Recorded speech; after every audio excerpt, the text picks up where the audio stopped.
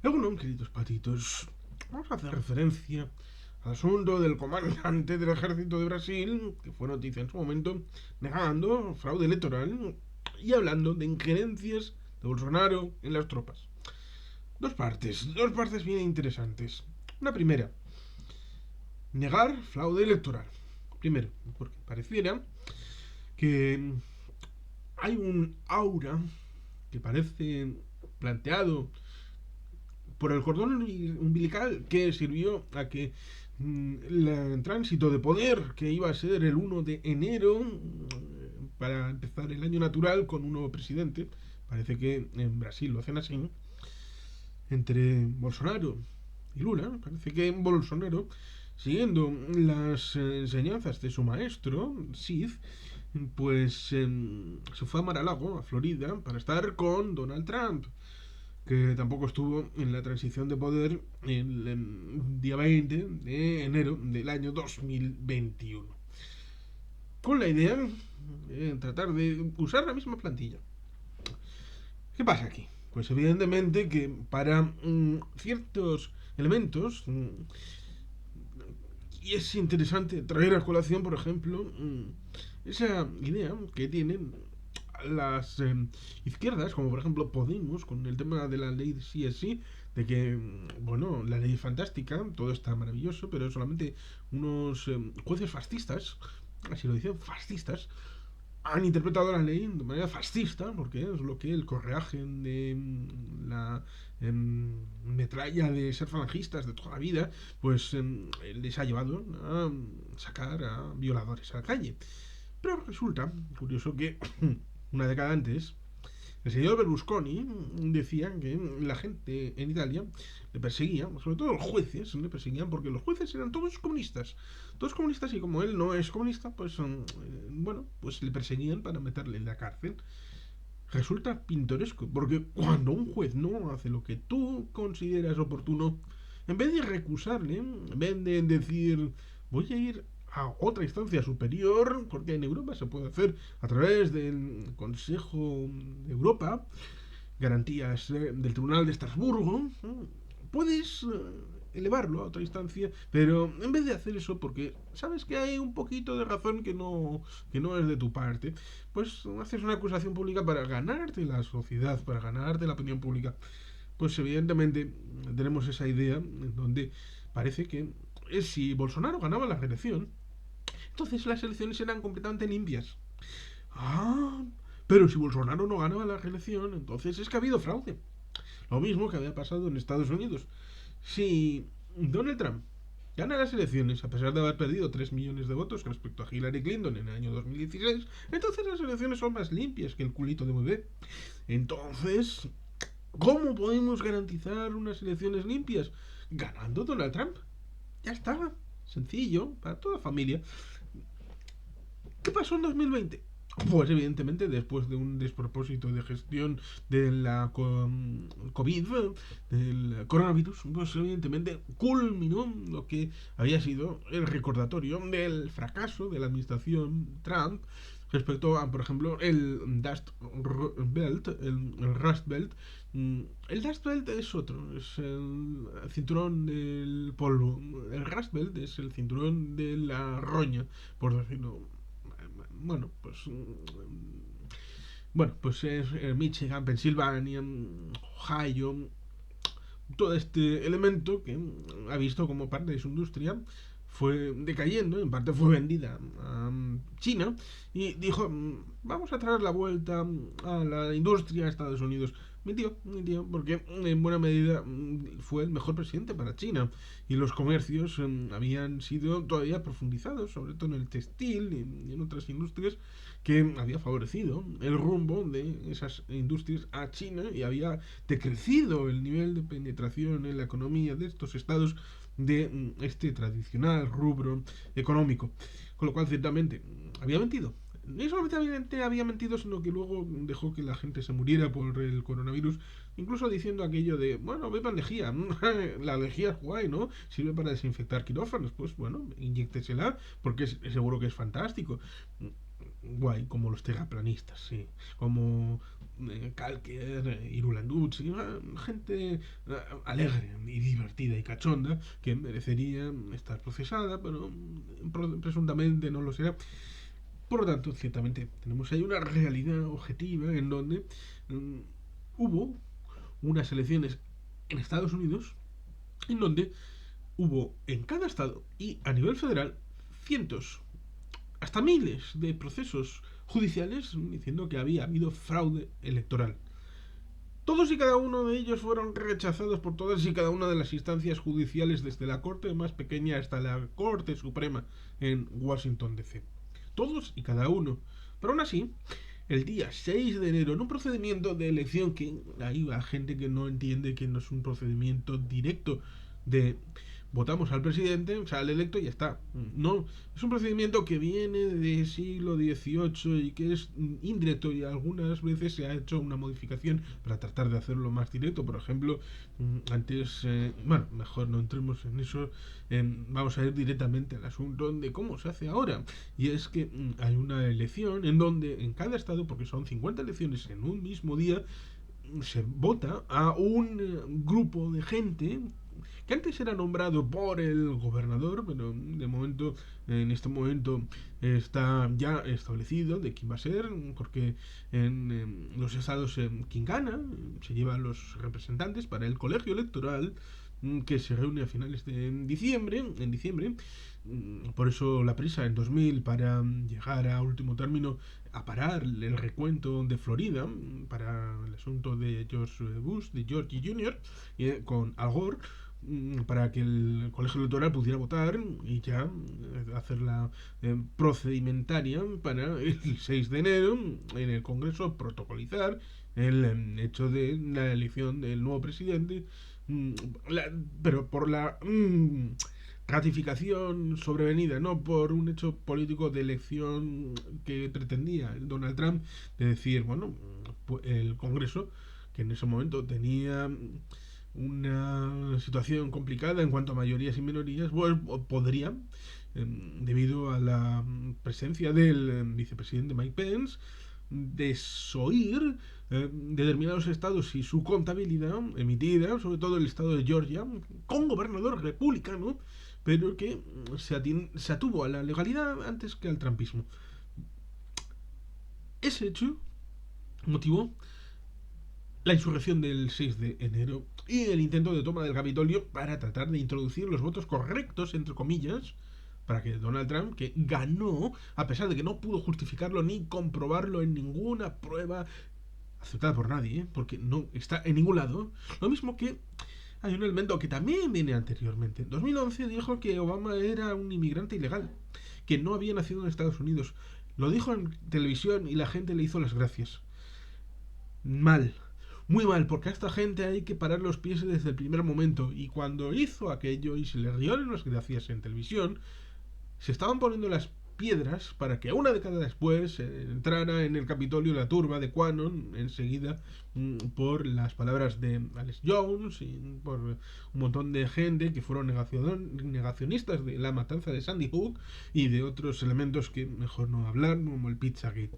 Pues evidentemente ahí tenemos un problema que ha ido cociéndose a fuego lento, tratando de ocultar la cara y decir, bueno, esto no pasa con nadie, no es culpa nuestra, no es asunto nuestro.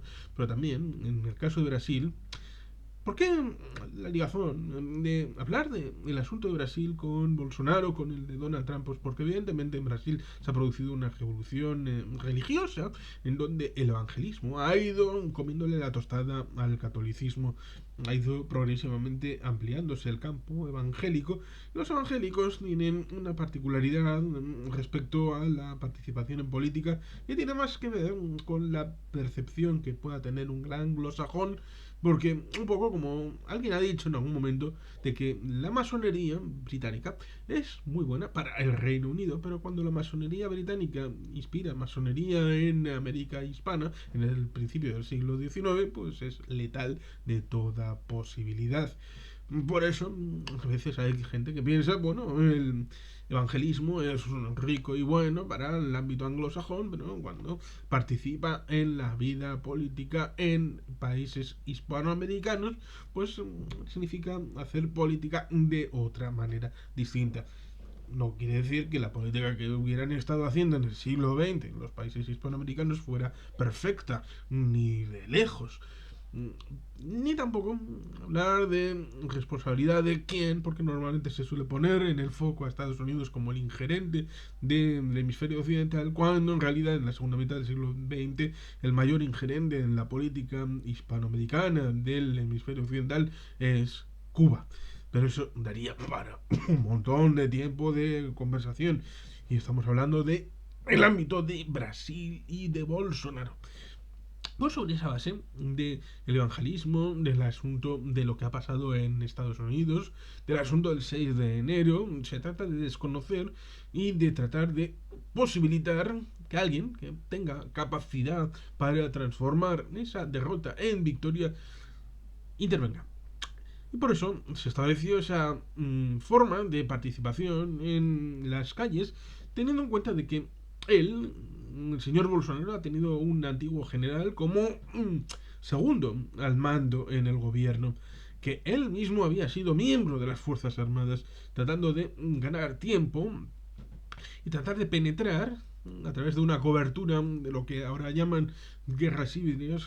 Jesús Pérez de Triano diría, mejor vayan a sus vídeos respecto al establecimiento de la doctrina de la guerra híbrida, pero tienen a decir en las consideraciones públicas que hacer una masa crítica en público para tratar de justificar la intervención de otros poderes para dar la razón a X o a Y como si fuera un acuerdo salomónico, pues digamos que servía con la idea esa de que Bolsonaro salía de Brasil, iba a Mar-a-Lago, pasaba la Navidad con Donald Trump en Florida y si cuando volvía le habían coronado el rey de Brasil o el dictador o lo que le hiciera falta, pues fantástico, porque recordemos que es fan de esa dictadura que se estableció después del asesinato, creo que fue asesinato de João Goulart,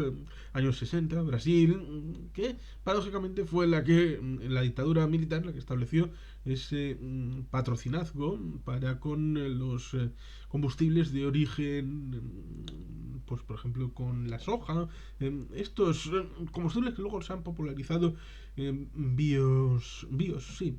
biocombustibles, lo cual ciertamente es paradójico. Con lo cual ahí tenemos un primer término.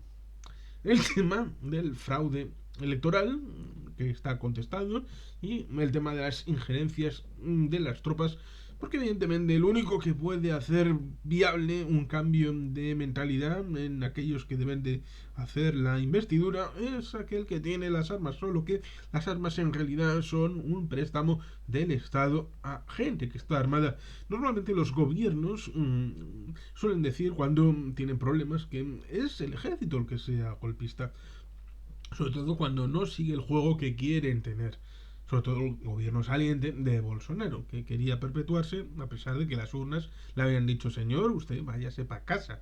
Y evidentemente ahí tenemos un asunto importante, porque sin el concurso de sus figuras civiles, entendiendo por ejemplo que Bolsonaro actualmente es una figura civil, ya no está en el ejército hace un montón de tiempo, pues el ejército no deja de ser un instrumento de otras élites que lo usan como herramienta armada, porque lo están, pero con unas armas del pueblo, unas armas que están para defender el orden constitucional y el orden legal establecido, decidido por las mayorías, sobre todo en órdenes políticos de democracia liberal.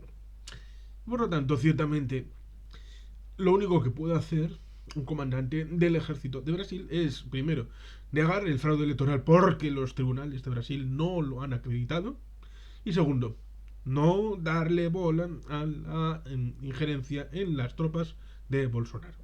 Lo mismo que paradójicamente le pasó en Bolivia, en un vídeo que tenemos en el canal, en el que Básicamente lo que pasó es que Bolivia le dijo no a Evo.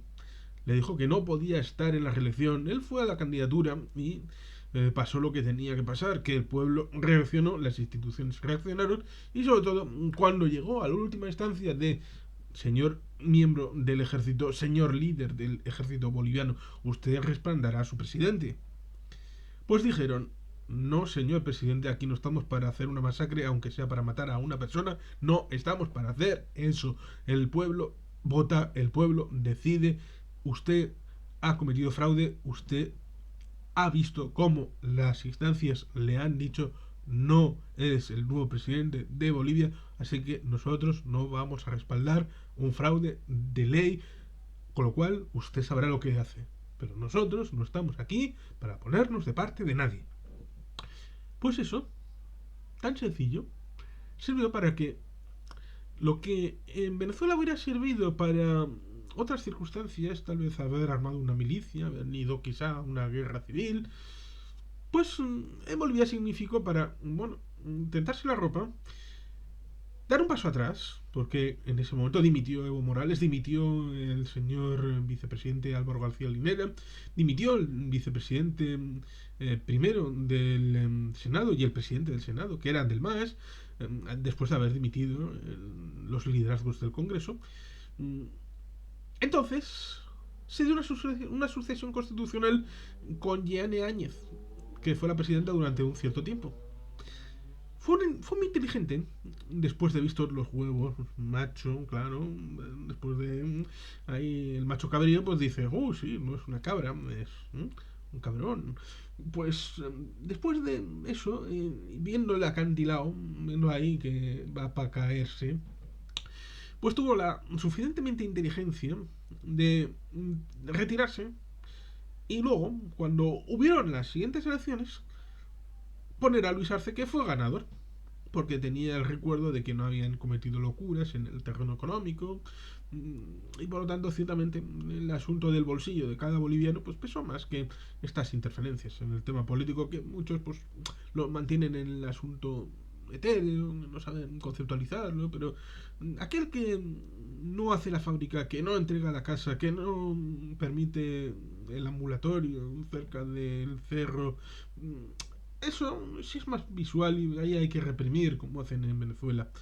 Pues evidentemente el ejército, tanto en Bolivia como en Brasil, ha tenido una posición bastante certera.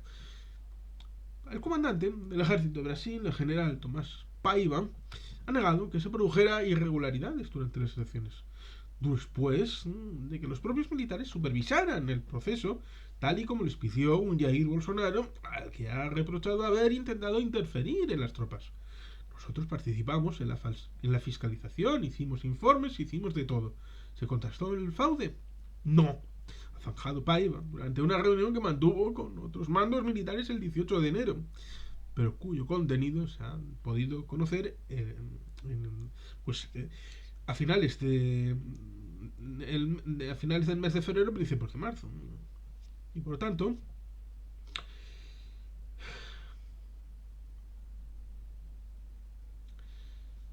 ahí tenemos el asunto de que unos audios, de los que se han hecho eco varios medios, decían en este sentido que el general Paiva ha señalado que Bolsonaro lanzó acusaciones sobre fraude electoral porque estaría molesto por su derrota mínima en las elecciones frente al ahora presidente Luis Ignacio Lula da Silva.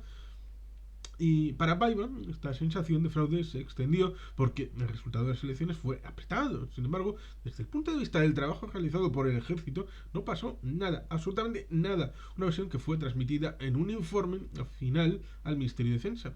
Él tuvo más votos en estas elecciones que en las otras.